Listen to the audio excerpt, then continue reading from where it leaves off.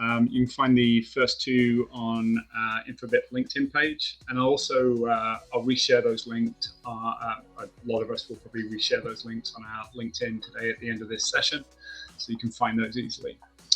The topic today is RCS as the ultimate upgrade to your messaging strategy in 2025 and beyond. And during this session, we're going to be talking specifically about why RCS is a great partner for SMS and MMS. You'll see a lot of buzz online saying that RCS is immediately going to replace and wipe out SMS. That might be something that happens far down the line, but right now it's something that you can run alongside your SMS and MMS strategies. And we're going to talk a lot today about how to do that, what to expect from doing that, the changes this transformative technology can drive, and how to prepare yourselves for the future of messaging and where things are going. For those of you that have not met or seen me before, my name is James Brown. I'll be your host today, obviously, for the session. And here at Infobip, I run messaging partnerships with Apple and Google. And you'll likely get a sense today about my enthusiasm for this topic. I've spent 23 years of my career in chat and messaging space.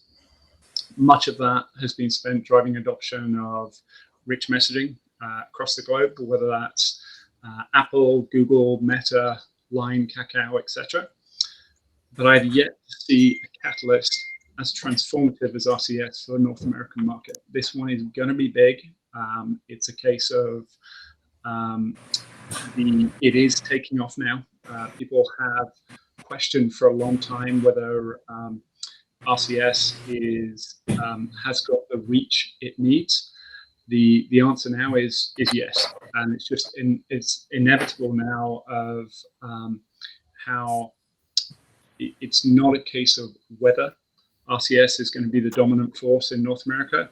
It's now just a case of how quickly that adoption is going to happen. And spoiler alert, it's going to happen fast. So with that said, let's meet the crew. You have three great talents joining me today. So Dave Boddington, he's Infobip Fearless Group Product Manager for RCS Business Messaging.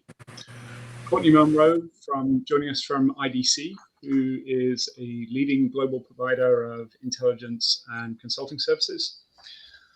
Courtney is an analyst and strategist with a focus on forecasting trends and growth opportunities in the telco space. And though I've only met recently, it was immediately apparent that Courtney's a true thought leader in the space. Who's got some really interesting concepts to share. David Fernandez, longtime friend and regular contributor of Infobip. You might have seen events and panels and webinars in the past that David's been on with us. David, again, is a real thought leader in the space. He recently headed up North American RCS partnerships at Google and has recently broken away to form his own AI startup, DChat. We'll include the link later. Before we kick off, though, I'm a true believer in hearing a little bit more about everyone's background, so you can get a feel from who you're hearing from and just a bit more context. So maybe, Dave, we can start with you if you can kick us off with that. Yeah, sure. Thanks, James, and hi to everyone who's listening online. So yeah, as Jamie said earlier, I'm Dave Boddington. I'm the Group Product Manager for digital channels over at Infobip, working within our CPaaS business unit. So work across a number of digital channels, but I'm kind of fundamentally my key part of my role is as product owner for RBM, and so I've been working across the channel for a good 3.5-4 years now.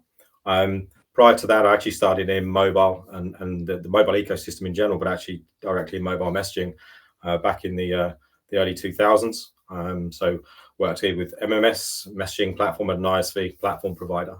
So worked directly with carriers, kind of in the early stages of kind of through kind of MMS, MMS, A2P messaging. Through that, since then, for the time, but to now, always worked in mobile, and I've spent a lot of time actually agency side, so working with brands at an international as well as regional level, supporting their mobile activations. Again, not just focusing on messaging, but across web, app, but fundamentally starting from understanding consumer engagement and consumer experience, and working that back up to laddering up to brand objectives. So yeah, been with Infobip now for 3.5, 4 years, and I'm really excited about what the particularly what RCS is going to be able to deliver for our brands and our partners and the ecosystem in general. That's cool. Thanks, Dave. Courtney. Hi there. Thank you for having me here today. I'm Courtney Monroe. I've been in the industry for over 25 years, most of that at IDC, covering the telecommunications space. I primarily look at how enterprises are leveraging communications platforms. And over the last decade or so, I've been covering the CPaaS segment, how enterprises are leveraging APIs for voice, messaging, video communications today. And I'm very excited to see that RCS has definitely taken off, or will take off in North America. As we know, RCS has been around for a long time, and it's a key messaging channel in Asia, in Europe, and Latin America, but not yet in the Americas. So very exciting here to talk about the prospects for RCS today. Yeah, absolutely. Really looking forward to hearing your thoughts as we go through this. So, David, can we hear from you? Yeah, of course. Well, thank you so much for the invitation, and thank you all of you for joining us to share what are going to be the latest insights about what is going to be the future of messaging and communications, right? So I think that, well, first of all, to introduce myself, I've been working in the telecom and communications space for close to 30 years, I guess, right now. I just lose my memory. But my last 10 years, I've been spending on Meta and Google, particularly in the messaging space. And at Google, for example, before I left to my own startup, I was running the global RCS strategy for brands. I've seen, obviously, the experience across different markets, India, Brazil, Mexico, some markets in Europe too, and hopefully looking as well those type of experiences happening in the US. When I was working at Google, I found that there was going to be a great opportunity by combining generative AI and messaging, particularly because RCS is a conversational channel, and we will talk about that later. And that's why I decided to jump into the boat of the startups and using generative AI as a tool to enhance businesses to connect with their customers at a scale. And that's what we're doing right now. We're helping businesses to build agents and expose them to messaging and voice channels. We do both. And we are partnering with CPaaS providers in this space in order just to bring this to their customers. It's having seen a lot what you're doing firsthand, it's super exciting to see where that's going. And it's a real match made in heaven kind of partnership with rich messaging channels. I see rich messaging, and we'll get to this later in the session, but I see rich messaging and AI really feeding off one another as we go through the year. Okay, so just a couple of tactical things before we get into the session itself. You can ask questions throughout the session. We'll try and answer those as we go. We will keep this relatively free format. We're all open to answering questions as they come in. I'll encourage all of you to scan the QR code as well. From there, you'll be able to get in touch with us and also ask questions there as well. So to get us kicked off, Courtney, I'm actually going to start with you. We're going to go through, got a loose kind of format and agenda that I want to take us through. We're going to start off by kind of setting a little bit of the scene around RCS and where things are in North America. We want to dig then a little bit into the immediate opportunities for yourselves as brands and how you can take advantage of RCS. I want to dig that next level deeper. David touched upon it, but we want to talk about conversational commerce. We really want to get into the conversational benefits of the channel. We're going to lead out of the session by digging that next level deeper into innovation and AI and how that ties together. So Courtney, you're up first. Question based on your research into North American messaging trends.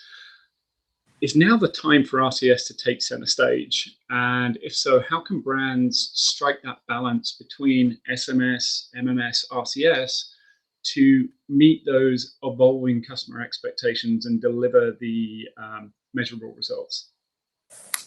Right, great question. Well, if you look at the North American market, we have just under 400 million mobile subscribers, right? Not including, say, tablets, primarily looking at phone. In the US, it's about 350 million. And it's about, Android still leads. I mean, there's a perception that iOS leads in the US, but Android actually is larger. The iOS penetration is about 150 million users out of that 350 million. So yeah, it's still huge. So 150 million new iOS providers with iOS 18, I think provides a great opportunity for telcos, for enterprises to really target this market. And it depends on how you want to approach RCS. I think SMS still has an advantage in that it's on a cellular network, whereas with RCS, you have to go get IP data, and the subscriber needs IP data. RCS offers an immediate, SMS offers an immediate access to your customers, and you can see a message delivered, and it's pretty reliable. However, I think RCS, with its higher bandwidth and capability in terms of the number of characters that can be sent, in terms of the ability to send rich media and enhance communications, provides a much broader and diverse opportunity for marketing to users in the US and North America. And with the advent of cross-platform capabilities with iOS and Android users, I think that's really going to open up the opportunities for RCS. In 2025, we believe. We see a lot of the providers are ready for RCS, and a lot of enterprises are really moving now to understand how to use RCS. Of course, there's multiple levels, right? There's basic RCS, there's single RCS, and conversational RCS. So I think you have to decide, and I think there's going to be some baby steps at first, with a lot of companies using sort of the basic RCS and then moving to single RCS. And as they become more comfortable leveraging conversational capabilities. So yes, we believe based on the target market in the US, the ability to do cross-platform between Android and Apple, we think this is a great opportunity and great potential for businesses to start leveraging RCS. Yeah, I think there's some, thanks for that, Connie. I think there's some great points you make there. I just want to point something out. You're either the most still sitting person I've ever seen in my life, or your camera is frozen, one of the two. we can hear you loud and clear. I certainly don't sit that still, so it might be a technical issue with the camera. I'll see if I can fix that. On the plus side, it's not an unflattering pose, Courtney. So no, it's a good pose. It's a great pose. So yeah, just to touch on that, I know Courtney's dropping and joining back in, but the time is now being ultimately because Apple has now adopted RCS, which means now you can reach all those smartphone devices that Courtney was talking about. The US is ready for this. The US is ready because if you look at the other regions, they've already adopted rich messaging. If you look at SMS as a channel, it's actually the smallest percentage channel in many regions all around the world, because WhatsApp or other rich messaging solutions have taken over. So as Courtney was just saying, the device penetration out here, the the balance now, or the split between Android and iOS, because they now both support RCS messaging, because you have the carriers really adopting it. Now is the time to jump on board, and the results will be. We'll dig more of this as we go through, but the results will be impressive even off the bat. So hopefully Courtney's joining us again shortly, but let's talk about the immediate opportunities for a brand wanting to dive into RCS for the first time. So Dave, we'll go to you on how do you see RCS reshaping, not just the obvious one is RCS for marketing, because you look at you look at messages going out, you're trying to get someone to click on them, making them richer with rich messaging with RCS is going to get more people buying and clicking from marketing messages. But how do you see RCS reshaping things like the OTP space? Can you discuss how it enhances the security, the user experience, the likely, and what is the likely effort for businesses to adopt that? Yeah, so it's a really good point you touch on there, James. So, and I think to start with, actually, it's maybe worth taking a little bit of a step back and taking a really brief look at the kind of messaging, business messaging ecosystem in general. So if we look at kind of typical projections, I'll reference kind of Mobile Squared because I saw some projections they shared for the global messaging market. But they've been pretty consistent for the last few years now around the growth of business messaging will continue pretty linearly for the foreseeable future. But within this, the growth of SMS is probably expected to stall. Whether it will decline, I don't think it will by an appreciable margin, but we're certainly going to probably see SMS traffic plateauing to some extent.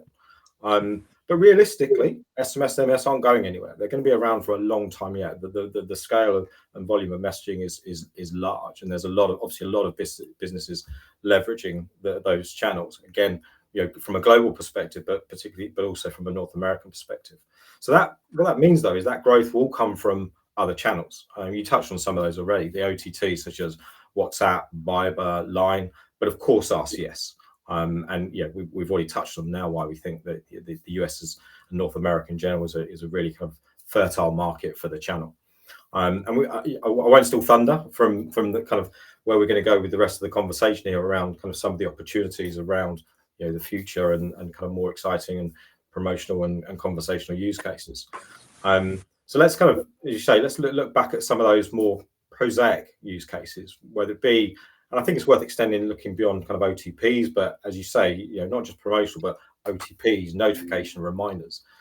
Realistically, they're the vast majority of what are currently one-way use cases for business messaging. The volume of OTPs, notification reminders, etc., that are sent out on a daily basis is significant. And those use cases won't go away. They've survived the advent of apps, they've survived browser notifications. If anything, as we become more digitally orientated and expect more things to be delivered to us, actually, they're only likely to go up. So there are lots of use cases that are ripe to be extended, potentially into bi-directional messaging, one-tap buttons, for example. But the path of least resistance, as you've kind of touched on already there, James, is to pick and shift. What are we currently sending via one channel, whether it be most likely SMS, potentially also MMS, and migrating that into RCS. I know you love the term replatforming. I think that's kind of perfectly appropriate for that kind of pick and shift activity. But then what's the benefit? Why bother doing that? Firstly, and I think this is, I guess, one of the fundamental carrier non-negotiables of the channel. And that's the brand verification. And that backs up every single sender, every single brand identity that can send an RCS message to a user, to a consumer, has to be verified. So this really gives meaning, credibility to that shield icon that sits next to the brand logo that says verified by carrier. And so whilst this process of verification does vary by market and in some cases by carrier, the principle of brand verification doesn't. So this does mean that there are requirements that brands have to meet in order to be able to get into the channel. There is friction, but it's friction in the right place. And I quote that from Claudine at O2 in the UK, who kind of makes that point quite clearly. There should be some degree of friction in the onboarding process, because it's important. That friction is the verification that brands need to meet, and that's what gives the trust to the channel. We know through the work we're already doing with the US carriers, they're working on a really robust approach to this, and that will be very much in line with that which is adopted for short codes. So I guess kind of getting back to the question, apologies for the deviation. What does that mean? That means for a consumer, they can trust the message they receive from a brand can be relied upon. They can trust the link that they click in that message can be relied upon. And they know that that's been independently verified and carrier approved. So secondly, and maybe this is a secondary benefit, but it certainly won't be lost by most brand marketers, it's the visual identity that sits in the user's inbox. The 2020 saw a real scramble for mobile apps. And in many cases, much of that was kind of relatively basic use cases, really to claim some screen real estate on the user's device. They wanted that logo on the home screen. Realistically now, that logo is hidden in a folder called Stuff or Utility behind or on the third home screen as you swipe left or right. So that's lost. What RCS gives a brand is visual identity in the user's messaging inbox.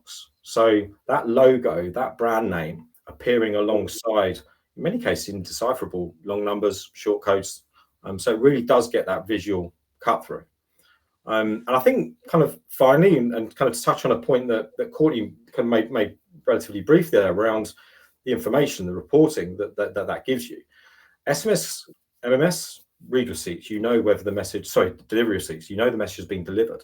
RCS also gives you read receipts. So if the user has seen that message, not just that they've received that message.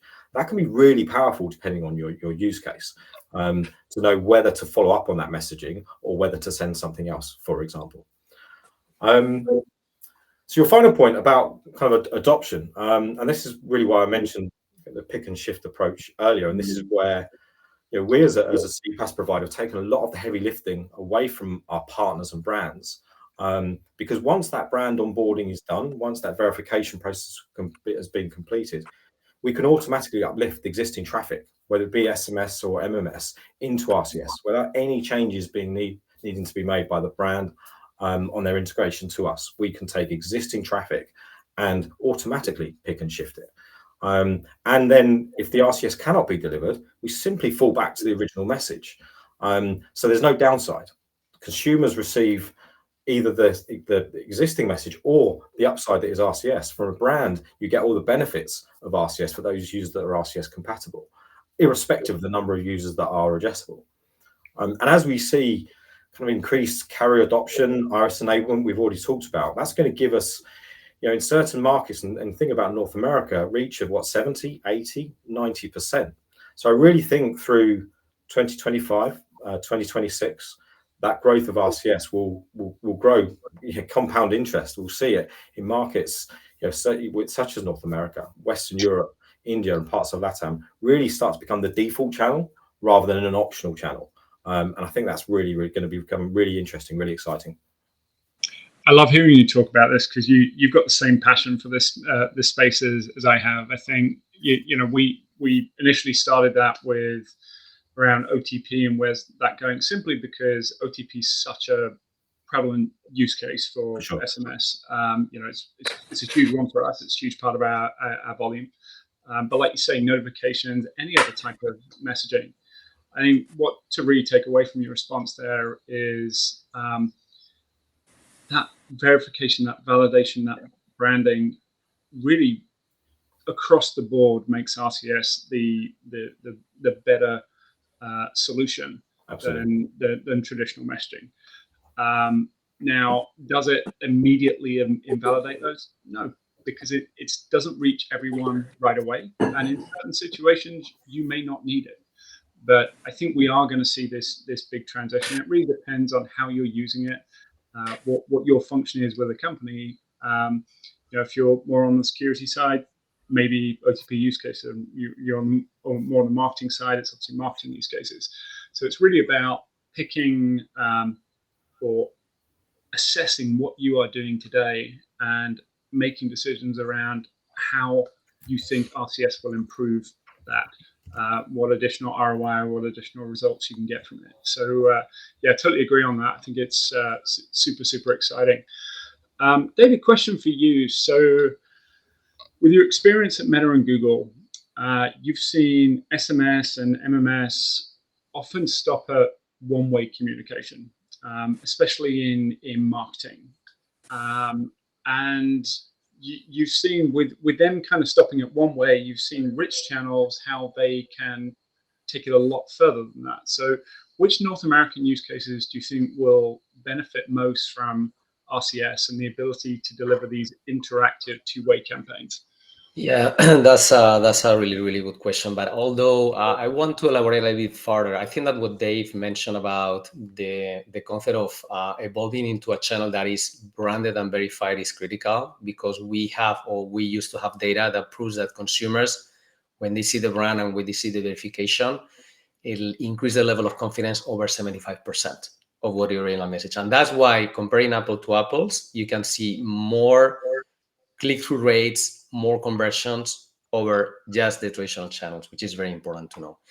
Notice that, and Dave mentioned something that is very important, which we call auto conversions. You can get your existing SMS campaigns or eventually MMS campaigns and convert it to RCS. You still can create and have a really good impact by making some small improvements without being able just to think on two-way communications, which we will talk about that later. And why are those? For example, is one of the things that RCS provides is something that is called rich card, which helps you just to add a very nice creative and very nice call to actions that are not only limited to a click to a website. It can be a click to open an app or take other actions like go to the store or eventually open an event in your calendar, which are going to be very important in that front, because that changes the way that you can interact with your customers. And even more, we are seeing that if you can change the rich card image by a video, the level of interaction gets to the next stage, which is basically creating much more impact. And James, you know a little bit about that because we've been exploring. I'm gonna dive in on that real quick, David, because just for everyone's context, David and I have been working on something recently with a few brands going through some Black Friday campaigns, and we've been testing a lot of these. Very hands-on. David's been amazing with it. Very hands-on testing with and consulting with the brand on A/B testing different variations of messages. So taking a traditional MMS message and trying different formats of those rich cards, David, where in some cases you have sent people to an app and the websites. You've had two buttons there. You've tried some with a vertical image, some with a horizontal image, some with a video. And off the top of my head, I think the click-through rates we've seen across the program for one of the brands is upward of 50%. That's the click-through rates. The conversion rates we've seen have increased by around 75% across those campaigns. And again, this is the Black Friday period. In a lot of cases, we're comparing almost exactly like with like, but we are making some tweaks and tunes. What you just mentioned there around trying a video as part of it, it was significantly over 200% uptick in revenue from that one ad, which is significant over the holiday period. So didn't want to derail you too much, but super powerful. No, I think this is important, and only just this is by using a rich card, which is a single message, right? And then we have the carousels, which are important. But going to the point of two-way communications is when we start talking about a real pure conversational channel. And we will talk about AI later on in time. We have some questions from the audience around AI and agentics. We can talk about that later. But the point is, like, once you enable conversations, you can start thinking, and I don't want to replace the idea of the app, but you can start thinking on a mini app, because you can start enabling multiple type of use cases. Think on a channel that will help you to enable connections with your customers across the entire customer journey. From the moment that you can engage with them to showcase your brand, to talk to them about a new product, to make them specific offers. And if you combine those things with the richness on the channel, like you can integrate with payments, you can integrate with wallets, and potentially even if you are an airline, you can do the online check-in directly through the channel. Those are type of things that you can definitely do that. Why? Because you combine rich cards, carousels, replies, actions, and a two-way communication in a way that makes way more richer to anybody in the space, right? And that's where I think it's gonna take longer, but it's gonna be a place where brands, they have to think and more about how they want to drive the channel as a potential digital transformation. No, and we have a common colleague here in the industry that he talks about the idea of the messaging transformation channel, and that's the concept that we have to think about once we bring the two-way communication space here. Yeah, totally agree. I think conversational is going to be huge. It's talked about. It's been talked about for a long time. I'm actually conversational commerce. I've been waiting for it to take off for quite some time, and it really hasn't, because we haven't had that solution in North America. We haven't had the vehicle in North America that RCS represents. And I think now, with RCS as the vehicle, with AI, with Gen AI being able to support, and using system integrators to tie AI to the rich features, I think we're really going to see a revolution coming about with conversational commerce, conversational marketing, etc. Dave, question for hang on, I'm losing my spot here. So Courtney, talking now about the conversational commerce, so building on what we were just saying there, conversational commerce has been a buzzword for years, but adoption has lagged behind. How can RCS really reignite this, and what challenges should brands prepare to overcome as they embrace it? Right. Good question. Well, yeah, you're right. Conversational commerce has been around for a while. But I think that not just RCS, but I think the addition of AI-driven feature functionalities and capabilities, coupled with the adoption of RCS, I think is what's going to really provide some great results for brands. I think if you look at chat, that we've seen in over the last few years, it's been rules based, very basic, perfunctory, and it's been getting better, but when you look at the satisfaction rates, it's still very low overall. I think what we're seeing with Gen AI and some of the other engines, the engines from whether it's Google or Meta, etc., is the ability to leverage natural language processing, NLP, to help companies sort of leverage sort of LLM based knowledge bases, and provide a very sort of human-like engagement and interaction, and coupled with the features that RCS provides for engagements, for read receipt, etc. I think that's where we're going to see tremendous momentum. So I think an AI is definitely the key to me, to provide sort of that natural language type of conversation that's a bit more intuitive, that allows companies to leverage their internal data about the customer in terms of the customer's history, their interactions, and provide some really meaningful recommendations coupled with sort of the catalog capabilities of RCS. So I think to me, there's a lot that we're going to see over the next year or so from RCS. And Dave, you mentioned some really great metrics earlier in terms of the click-through and engagement. And that's exactly what we're seeing from some of the early research we've done, 3 to 4 times at least better click-through rates and engagement in SMS. So, and I think coupled with AI and the ability to provide really, sort of agent-assisted, real-time conversational capabilities, I think we're going to see tremendous impact. Yeah, absolutely. I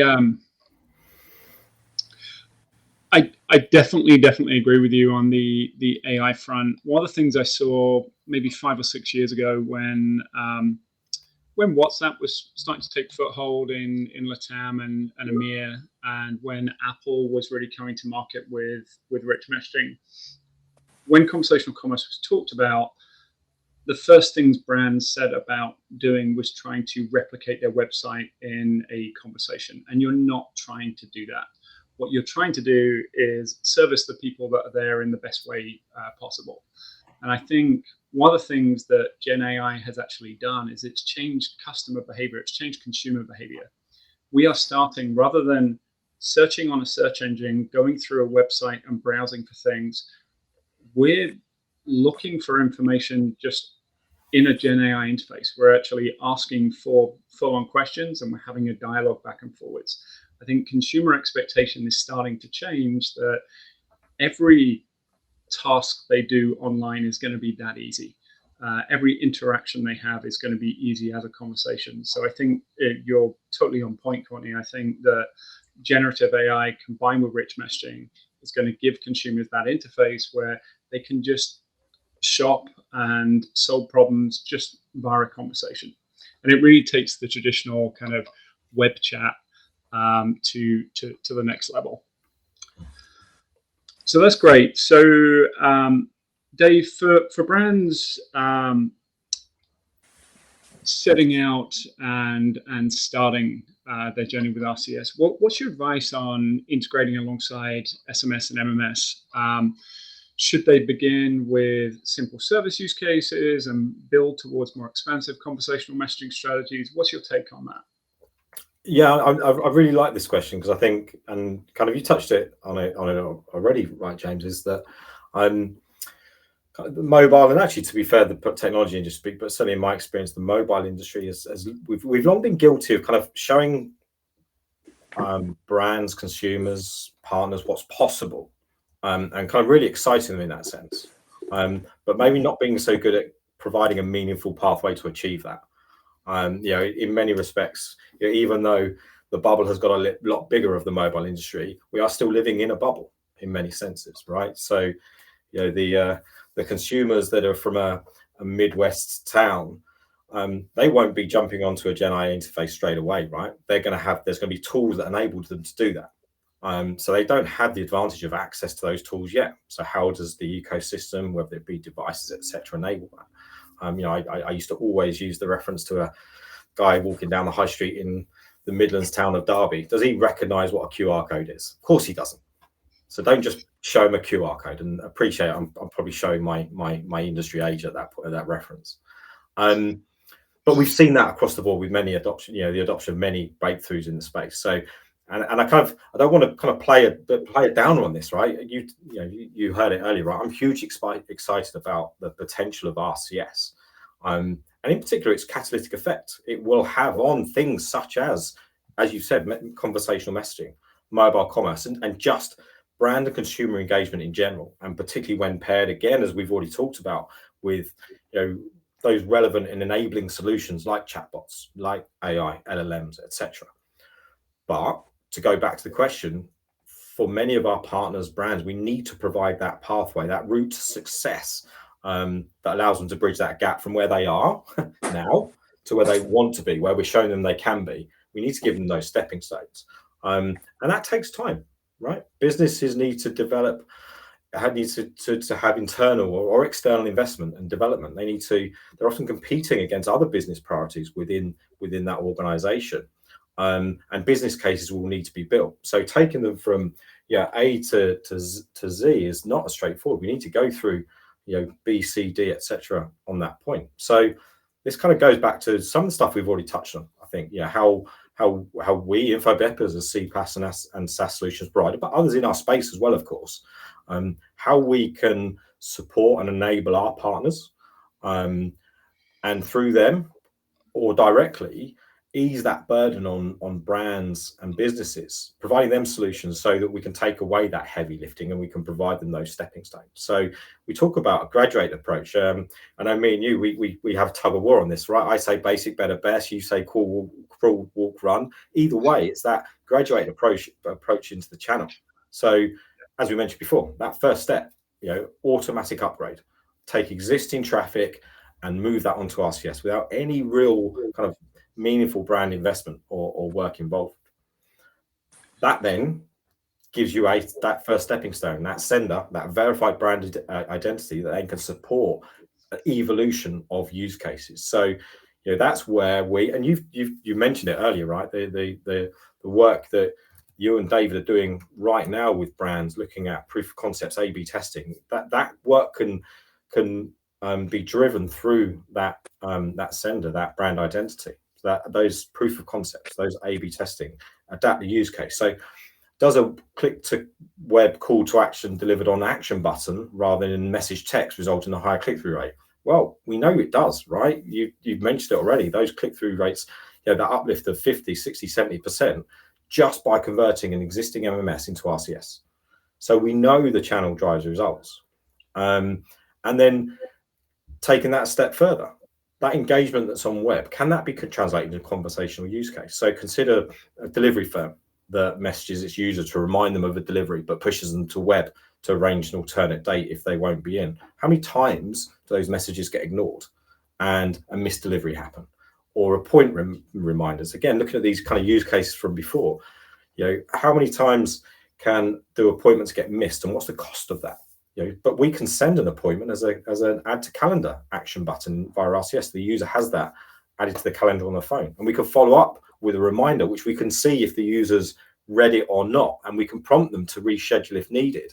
And they can do that via conversational messaging with a quick reply saying, no, I can't make it, and to book another appointment. How much could that save in missed appointments or unanswered outbound calls? So what's the opportunity cost that's being lost? Irrespective of the potential upside from ROI of those promotional and commerce use cases. So we know that consumers prefer to be contacted via conversational channels. So this approach of building out those use cases, stepping stones through to richer conversation experiences, laying on the technologies one step at a time, we know that will ultimately drive success and drive better business outcomes. And from there, I start bringing back my kind of my history, better consumer experiences and better consumer outcomes. And ultimately, that's what's going to drive the success of the channel. Yeah, great points. And you as always, you make me think of some more things. Little bit of a shameless plug just for a moment. One of the things that I mentioned a moment ago and Dave referred to about the work that we've been doing with David is Infobip offers a managed service as well as just kind of helping you upgrade. We can work with you to optimize your use cases as you move into the channel. My opinion, and Dave agrees with this too, I know based on your response just then, and David and Courtney, I'm sure as well, is if you turn on RCS, it is going to outperform SMS and MMS. There's not much you can do to turn that upside down. It is going to outperform. It's branded, it's verified, it looks better, it's prettier, it performs great.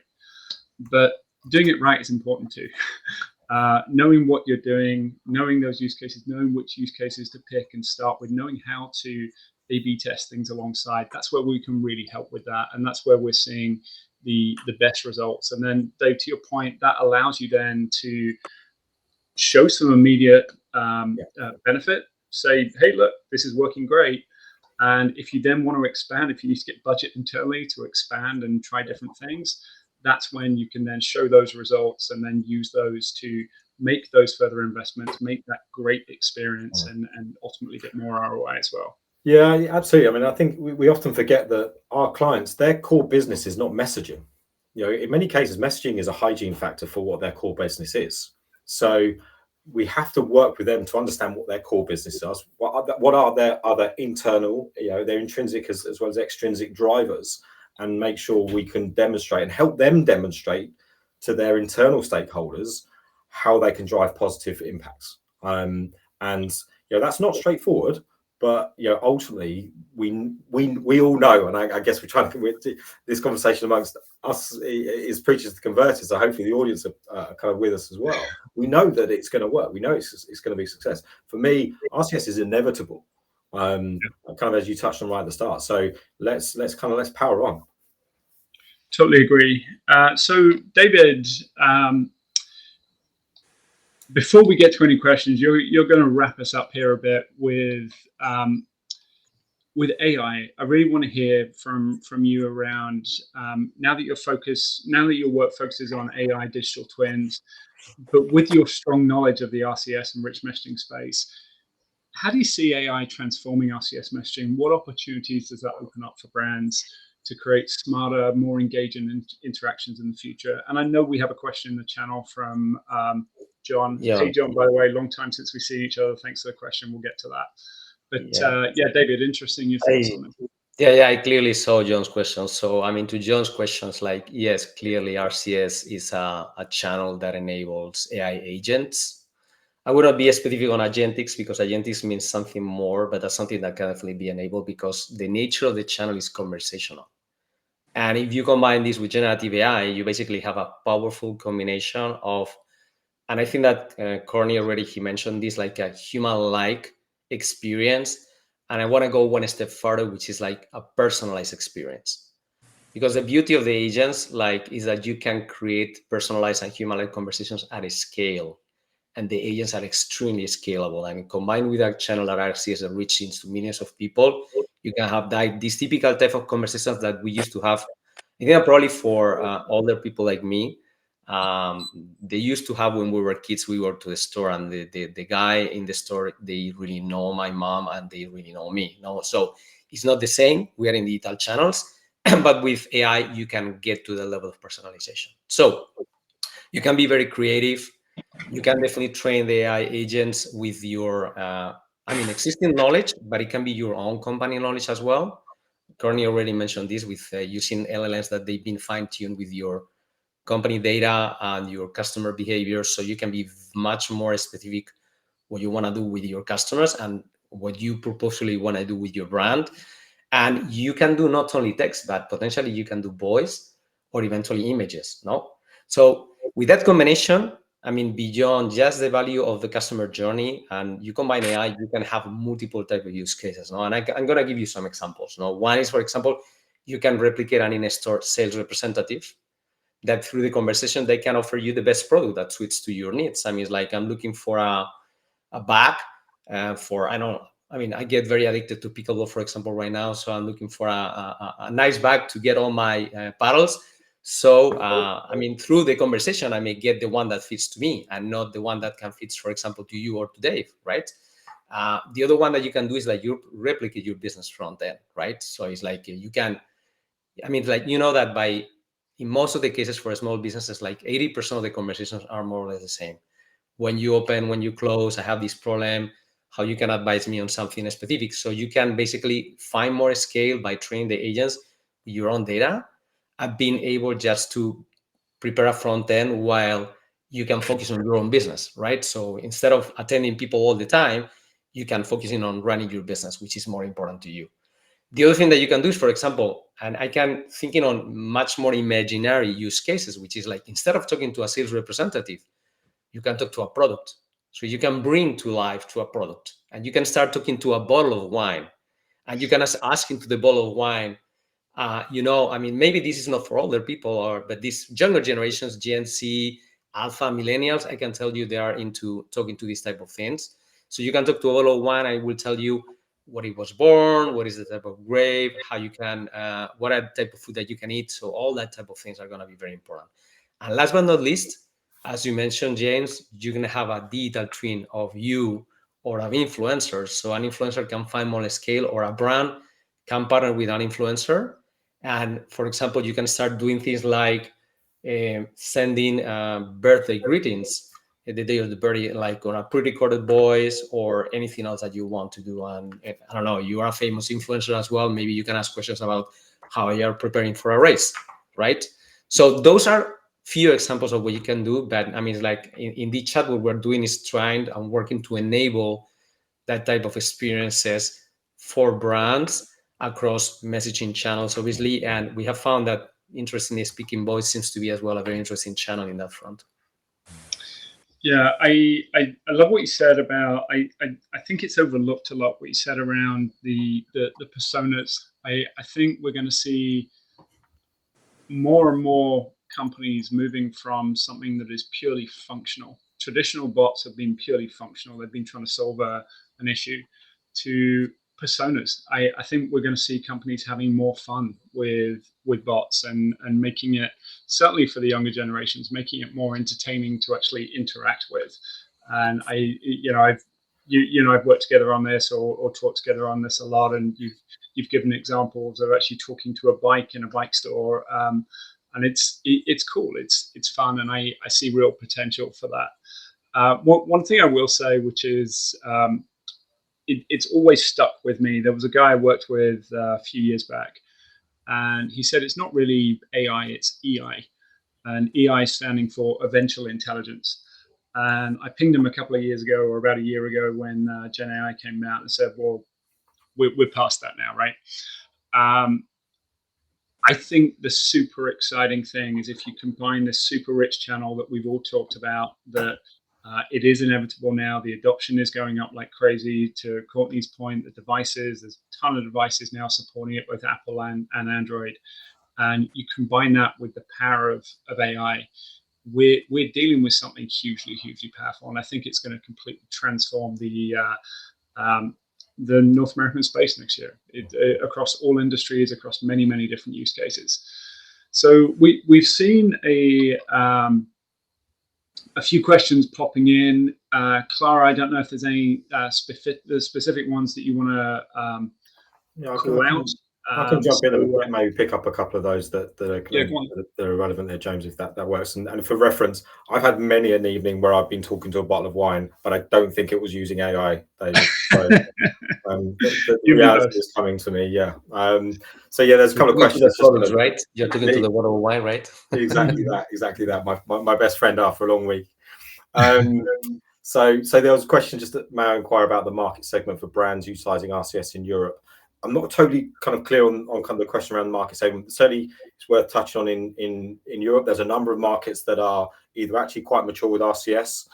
Typically, there's a number of the UK, France, Germany, Spain, where there's strong carrier involvement and the like. And there's some kind of growing and emerging markets in Europe as well, looking at Scandinavia, kind of a more Central Europe, and as well as kind of Portugal and Italy and the like. If there's specific kind of interest around certain kind of brand verticals, use cases, what I would say to you is ping the QR code and leave your details, and we can be in touch to talk about some more specifics around that. I think it's worthwhile. And yeah, just John, in terms of sandbox for building proof of concepts, absolutely. Again, we can work with the team to build out a kind of a test account for you to kind of use a test agent, which will allow you to message to a number of test whitelisted devices on that account without having to go through the verification process. But obviously that gives you limited capabilities in terms of the number of devices you can message. So absolutely, again, same applies, John. I know you're in contact with the team already, so we will be able to, the team will be able to work to sort that out for you. And John, Dave, may want to add one. Oh, sorry, yeah, I think we are overlapping. Yes, may I add one thing? I mean, Dave, today there was a post on LinkedIn from the Germany carrier team that the reachable base on RCS in Germany is 50 million users, which is more than WhatsApp, for example, which is very interesting as well to note here. So I think that, there is an opportunity as well to target markets in a way that reachability is going to be very important, because we're talking about native. Absolutely. Germany is a fantastic market. They've got a really clear process working with partners such as ourselves. The carriers are all coordinated, engaged. They have a single point of contact in. They really kind of work together as a carrier group, which is fantastic. And they've all enabled iOS as well. So we get, there's, as you said there, David, the kind of the addressable base in Germany is fantastic, and they're really keen to kind of push new use cases and the like. So it's going to be a kind of real lighthouse market, Germany, I can see. So great points, and guys, thanks for your time. Thanks everyone for joining us as well. I am going to wrap with one final question for everyone, and I'm getting reminded as we're going through this. Please scan the QR code. Scan the QR code. That's going to allow you to get in touch with us and follow up afterwards. All of us are on LinkedIn and post pretty frequently as well, so you might want to follow us on LinkedIn if you want more on this this topic. But to round off things, let's so a question for the group as we look to the future of messaging in the US particularly. What's one piece of advice or insight you'd like to leave the audience with, whether it's about starting small, aligning with customer expectations, planning for emerging innovations like AI? You know, what's the key takeaway for brands that looking to make the most of this messaging revolution that we say is going to hit? Start with you, Dave. Yeah, I was going to say pick someone. Channel your inner teleshopping host. RCS, well, RCS has been around for 15 years, but in reality, I think this is the key point for me. As an ecosystem, it's brand spanking new. You know, all players in the industry are learning and evolving as the ecosystem grows. So whilst as a CPaaS provider, Infobip bring wealth of experience internationally, globally around SMS, MMS, OTP channels, and within our SaaS stack as well. Carriers bring immense knowledge, of course, in the telco space and Google. Well, they're Google, right? So, but RCS is new, so we're all learning. There are all things that we don't know now that we will learn. And I'll take these holiday pilots, James, right? There's things we've learned that we didn't know a month ago. So my advice is get started. Ultimately, we humans, we learn by doing. And also be prepared for things not to work, results not to be quite as you expect, because we as humans learn better by failure than we do by success. Every single step we take in this ecosystem with this channel is a learning step, not just for a brand, but for us, for carriers, but actually, importantly, for consumers. Ultimately, every single stakeholder at a brand is a consumer. So get in there, dip your toe in the water, try it out, learn from it, evolve, adapt. And going back to my previous point, stepping stones. I think it's super important, everything you said. One thing I'll add is, while this is new and we are all learning, the success that is achievable is absolutely undeniable. The channel has been proven in other regions. Rich messaging in general is proven in other regions. What we are finding our way with is what use cases, what best practices really sit best in North America, but also with Apple so recently joining the fray. How is this performing on iOS devices? So that is something that we can really provide assistance with and guide you with.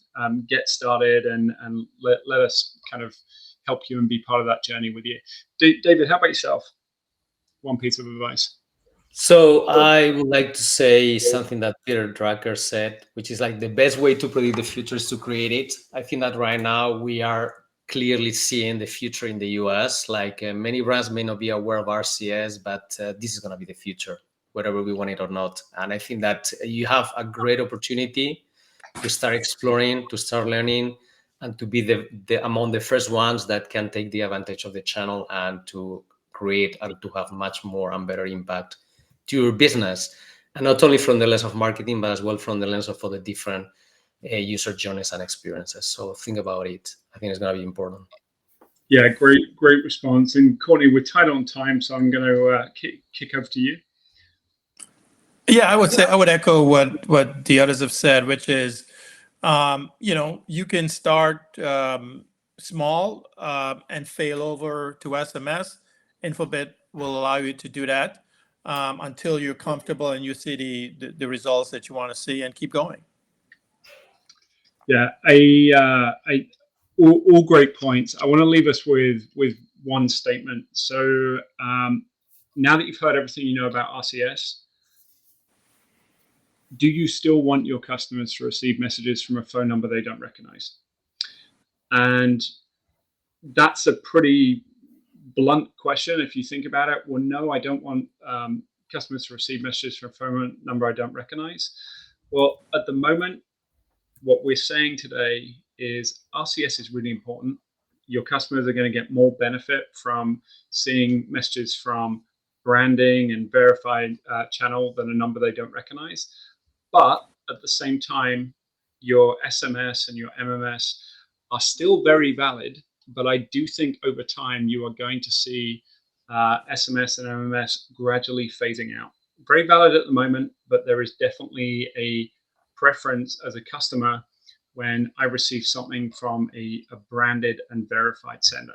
But let's leave this thinking that as we move forward now, start RCS today, integrate it into your MMS and SMS campaigns, but know that straight away you're going to start seeing those better results, because as a consumer, you're going to see more trust for that channel right out the gate. Thanks everyone for your time today. Hopefully that was a great session. Thanks everyone. Thanks to all our speakers. I'm going to encourage you again just to scan that QR code. We will be publishing this session automatically afterwards on LinkedIn. We'll also post up links again or reshare links to the first 2 sessions, and follow along because there'll be more sessions like this coming. Thanks so much, James. Thank you. Everyone. Thank you. Bye-bye.